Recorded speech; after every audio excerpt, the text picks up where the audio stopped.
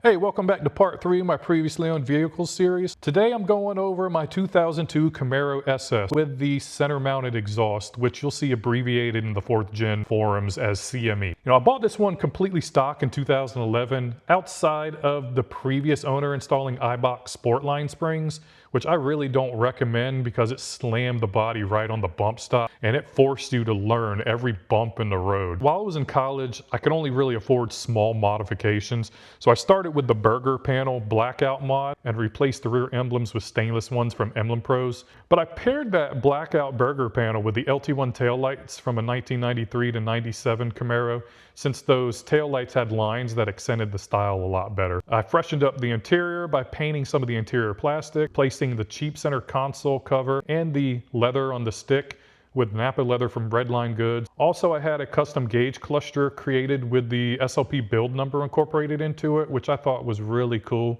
Once I graduated college and got a real job, I was able to afford a lot more expensive mods, so of course I couldn't help myself. I always loved the Dick Harrell 4th gen wide bodies, especially the front end bumper that they had. So I had 6-liter Eater make the front bumper, and I bought one of their rear spoilers as well that paired with it nicely. After all the appearance mods were done, I moved to the big performance stuff. I bought a new truck, which let me have the Camaro sit in the driveway for a while I worked on it. I bought a heads and cam package from Texas Speed, all the lifters, oil pump, timing chain to go with it, and a true dual exhaust from Speed Engineering. So there are 3-inch true duals, which were hard to fit in there, but I made them fit and they fit nicely. I also rebuilt the suspension with BMR springs, control arms, sway bars, pan hard bar, and paired those with Coney shocks.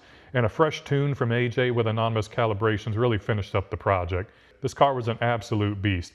It wasn't really comfortable to drive as a daily anymore, but it was an absolute fucking blast to drive when I did have the opportunity to do so. I sold the car just before or during COVID, and I ended up buying it back before once again selling it. And I would be very interested to know where it is these days, but we may never know. I'll be sure to provide a link to my ls1tech.com post where I uploaded the entire list of mods. So here are some stats relating to fuel costs and miles per gallon. By looking at the graph, you can tell how much the mods altered the MPGs after I finished them. But overall, using premium fuel, my average mileage was 17.3 with an average cost per gallon of $3.33. There's plenty more information and links in the description below, and I hope you find this video useful. And as always, feel free to leave comments below and I'll do my best to answer any that I get. If you like this content, I would encourage you to like and subscribe to my channel to see more. I appreciate you guys and I hope you have a good day.